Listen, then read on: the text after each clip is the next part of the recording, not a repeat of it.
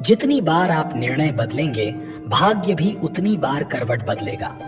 महाभारत युद्ध से पहले दुर्योधन ने श्री कृष्ण की नारायणी सेना चुनी और अर्जुन ने भगवान श्री कृष्ण को।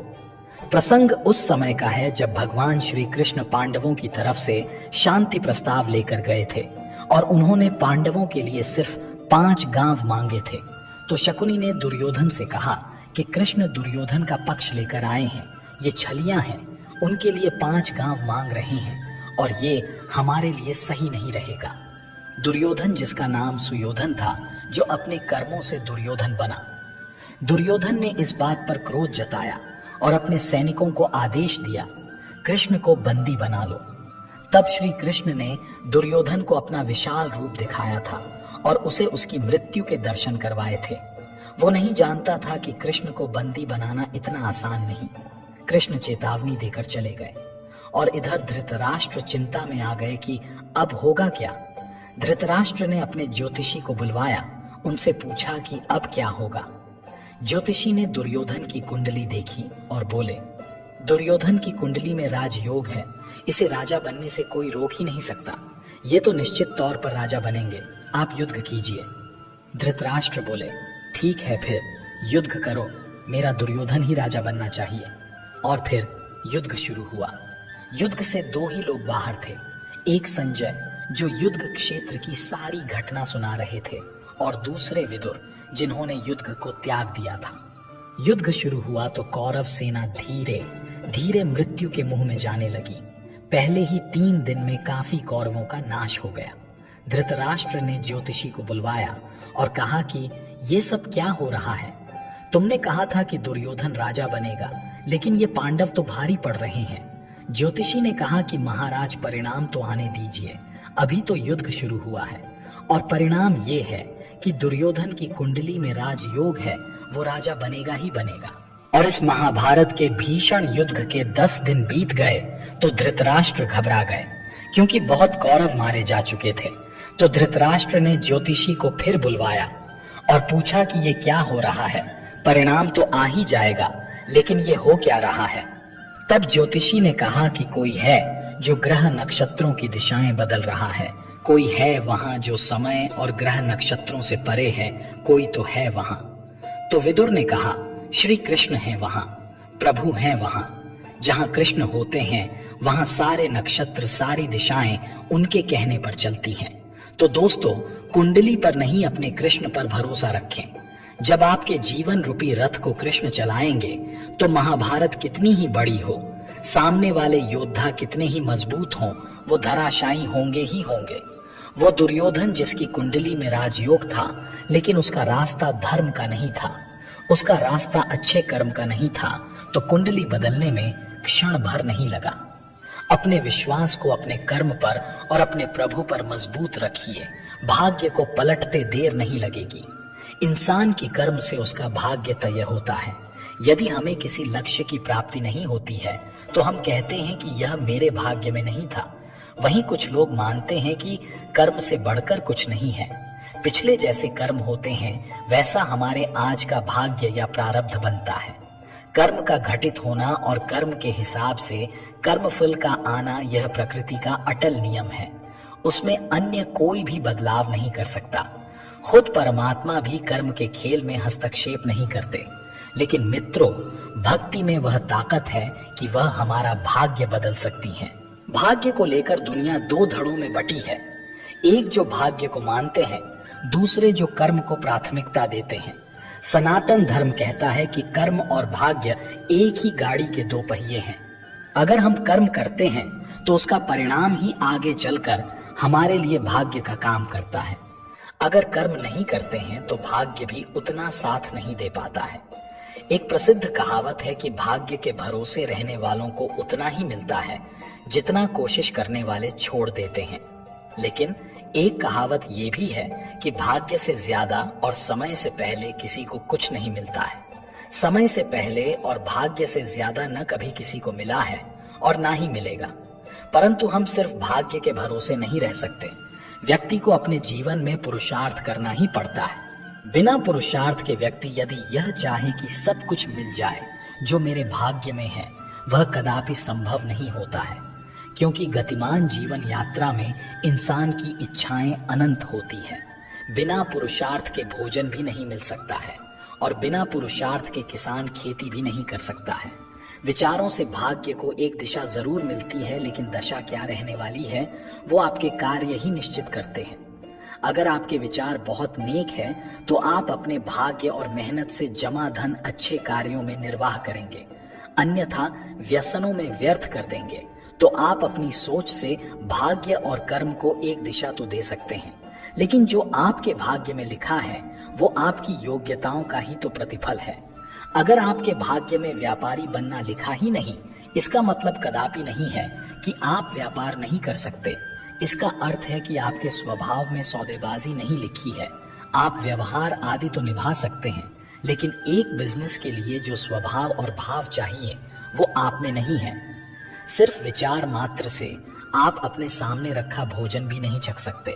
जो विचार प्राकृतिक रूप से उठ रहे हों वो आपके भाग्य और कर्म को बल देंगे, उन्हें दिशा भी प्रदान करेंगे, लेकिन दूसरों के दिखावे में कोई भी प्रयत्न व्यर्थ और नुकसानदायक ही होगा। अगर आप कुछ करना चाहते हैं जो लगभग असंभव सा लग रहा है, आपको लोग हतोत्साहित करते हैं कि आप वह नहीं कर पाएंगे, लेकिन आप मन बना लेते हैं कि आपको वह करना ही करना है और आप दिन रात उसी के बारे में सोचते हैं कि आपको वह करना है, लेकिन आपके मन में शंका के बीज उत्पन्न हो जाते हैं और आप सोचते हैं कि आप वह कार्य कर लेंगे, लेकिन शंका के कारण आप बस सोचते ही रह जाते हैं। क्या आपके सकारात्मक विचारों से आपका भाग्य बदल जाएगा? आप 100% भी सकारात्मक सोचते रहेंगे तब भी नहीं, क्योंकि आप प्रयास ही नहीं कर रहे हैं। इसलिए केवल विचारों से भाग्य नहीं बदलता। जब तक आप विचारों को प्रयास में परिवर्तित नहीं करेंगे तब तक आपके विचार केवल विचार ही रहेंगे, और भाग्य बदलने के लिए विचारों के साथ साथ प्रयास की भी आवश्यकता पड़ती है। क्यों बैठे तुम निठठले, नहीं है कोई काम धाम, कर्म की महिमा को समझो। कर्म सुख की खान, मूढ़ बैठा चौखट प्रभु के, मांगे है दिन रात, कर्मयोगी बन कोई, करता है पुरुषार्थ। कहा कृष्ण ने अर्जुन से, ध्येय तुम्हारा है करना कर्म, फल की इच्छा त्याग, अर्पित कर सब कर्म प्रभु को। रख हृदय में आस, फलित होंगे कर्म तुम्हारे। रख खुद पे विश्वास, आस कह रही श्वास से। धीरज रखना सीख, बिन मांगे मोती मिले, मांगे मिले ना भीख। भले ही आपके भाग्य में कुछ नहीं लिखा हो, पर आपके अच्छे हैं तो आप वो भी पा सकते हैं जो आपके भाग्य में नहीं है। काशी नगर के एक धनी सेठ थे जिनके कोई संतान नहीं थी। बड़े बड़े विद्वान ज्योतिषों से सलाह मशवरा करने के बाद भी उन्हें कोई लाभ नहीं मिला।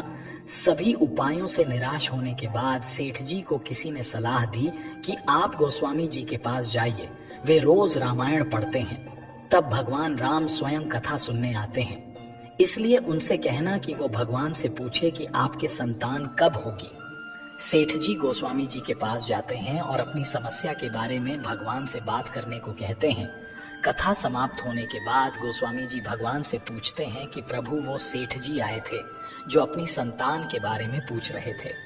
तब भगवान ने कहा कि उन्होंने पिछले जन्मों में अपनी संतान को बहुत दुख दिए हैं, इस कारण उनके 7 जन्मों तक संतान नहीं लिखी हुई है। दूसरे दिन गोस्वामी जी सेठ जी को सारी बात बता देते हैं। सेठ जी मायूस होकर ईश्वर की मर्जी मानकर चले जाते हैं। थोड़े दिनों बाद सेठ जी के घर एक संत आते हैं और वो भिक्षा मांगते हुए कहते हैं कि भिक्षा दो, जो मांगोगे वो मिलेगा। तब सेठ जी की पत्नी संत से बोलती है कि गुरुजी, मेरे संतान नहीं है। तो संत बोले, तू एक रोटी देगी तो तेरे एक संतान जरूर होगी। व्यापारी की पत्नी उसे 2 रोटी दे देती है। उससे प्रसन्न होकर संत ये कहकर चला जाता है कि जाओ, तुम्हारे 2 संतान होगी। 1 वर्ष बाद सेठ जी के 2 जुड़वां संतानें हो जाती है। कुछ समय बाद गोस्वामी जी का उधर से निकलना होता है। व्यापारी के दोनों बच्चे घर के बाहर खेल रहे होते हैं। उन्हें देखकर वो व्यापारी से पूछते हैं कि ये बच्चे किसके हैं। व्यापारी बोलता है, गोस्वामी जी, ये बच्चे मेरे ही हैं। आपने तो झूठ बोल दिया कि भगवान ने कहा है मेरे संतान नहीं होगी, पर ये देखो गोस्वामी जी, मेरे 2 जुड़वा संतानें हुई हैं। गोस्वामी जी ये सुनकर आश्चर्यचकित हो जाते हैं। फिर व्यापारी उन्हें उस संत के वचन के बारे में बताता है। उसकी बात सुनकर गोस्वामी जी चले जाते हैं। शाम को गोस्वामी जी कुछ चितिंत मुद्रा में रामायण पढ़ते हैं तो भगवान उनसे पूछते हैं कि गोस्वामी जी आज क्या बात है, चिंतित मुद्रा में क्यों हो? तो गोस्वामी जी कहते हैं कि प्रभु आपने मुझे उस व्यापारी के सामने झूठा पटक दिया। आपने तो कहा कि व्यापारी के 7 जन्म तक कोई संतान नहीं लिखी है, फिर उसके 2 संतानें कैसे हो गई? तब भगवान बोले कि उसके पूर्व जन्म के बुरे कर्मों के कारण मैं उसे 7 जन्म तक संतान नहीं दे सकता, क्योंकि मैं नियमों की मर्यादा में बंधा हूं। पर अगर मेरे किसी संत भक्त ने उन्हें कह दिया कि तुम्हारे संतान होगी, तो उस समय मैं भी कुछ नहीं कर सकता, क्योंकि मैं भी संतों की मर्यादा से बंधा हूं। मैं पूर्ण संतों के वचनों को काट नहीं सकता, मुझे संत की बात रखनी पड़ती है। इसलिए अगर आप भी उसे कह देते कि जा तेरे संतान हो जाएगी, तो मुझे आप जैसे भक्तों के वचनों की रक्षा के लिए भी अपनी मर्यादा को तोड़कर वो सब कुछ देना पड़ता है जो उसके भाग्य में नहीं लिखा है। इस कहानी से तात्पर्य यही है कि भले ही विधाता ने आपके भाग्य में कुछ ना लिखा हो, पर अगर आपके अच्छे कर्मों की वजह से किसी गुरु का आशीर्वाद आप हो या माता पिता की दुआएं आपने कमाई हो, तो आपको वो भी मिल सकता है जो आपके किस्मत में नहीं। कर्म ही सत्य है, कर्म ही धर्म है और कर्म ही जीवन भी है। कर्म के बिना जीवन अधूरा है। गीता में श्री कृष्ण ने अर्जुन को कर्म करने को ही कहा था। संस्कृत के प्रकांड पंडित पाणिनि के हाथ में या भाग्य में विद्या रेखा नहीं थी, फिर भी अपने कर्म के बल पर भाग्य को बदलकर महान और प्रकांड पंडित बने। संस्कृत में ढेर सारी किताबें लिखी। जो कर्मवीर होते हैं वे कभी भाग्य की नहीं सोचते हैं, भाग्य खुद चलकर उनके पास आता है। एक कड़वी सच्चाई भी है, जब आदमी असफल हो जाता है तब भाग्य का रोना रोता है। आपका भाग्य आपको सफलता के लिए अपॉर्चुनिटी दिला सकता है, उसके बाद उसको सफलता में परिवर्तित करने के लिए आपको ही मेहनत करनी पड़ेगी। प्रकृति के नियम शाश्वत हैं। जैसे कोई भी वस्तु हाथ से छोड़ने पर जमीन पर ही गिरेगी, यह गुरुत्वाकर्षण का नियम है।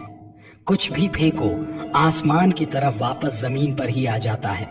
इसी तरह हमारे शब्द हैं और शब्दों से विचार बनते हैं। बोले गए शब्द या विचार ब्रह्मांड में चले जाते हैं और वापस उसी जैसी समान आवृत्ति वाले विचार वापस आपके पास आते हैं।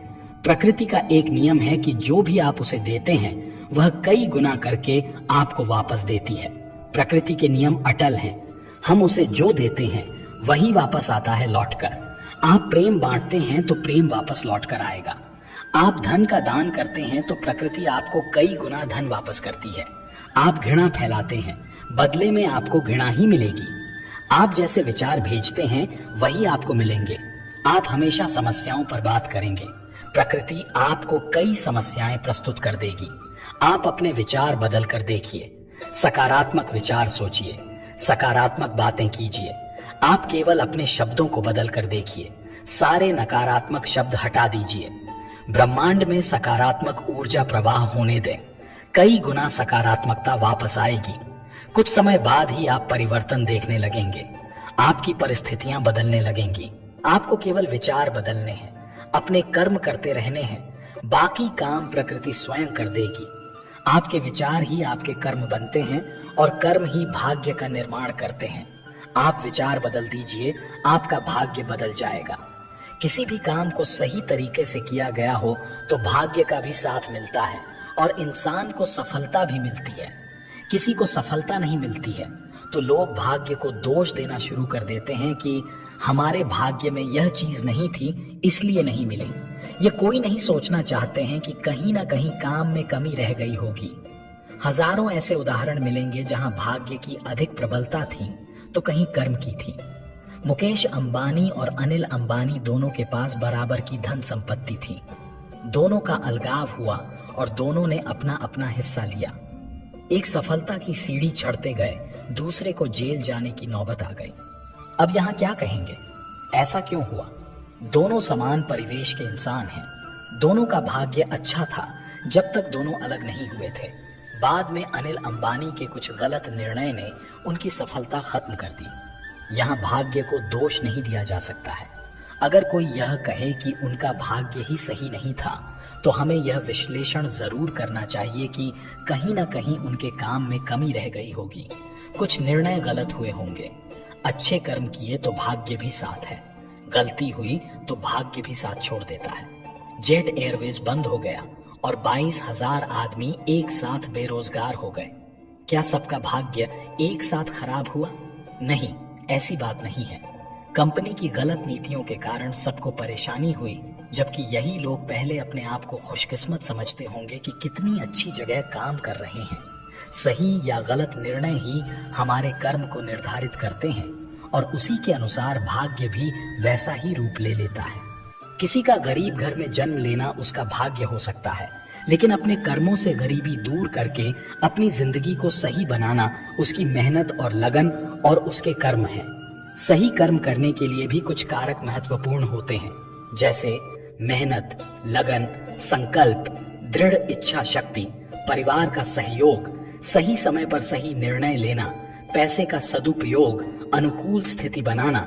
ये सारे कारक मिलकर ही अच्छे कर्म की राह तय करते हैं। कर्म से हम अपने भाग्य को बदल सकते हैं या अपने कर्म से भाग्य का साथ पा सकते हैं।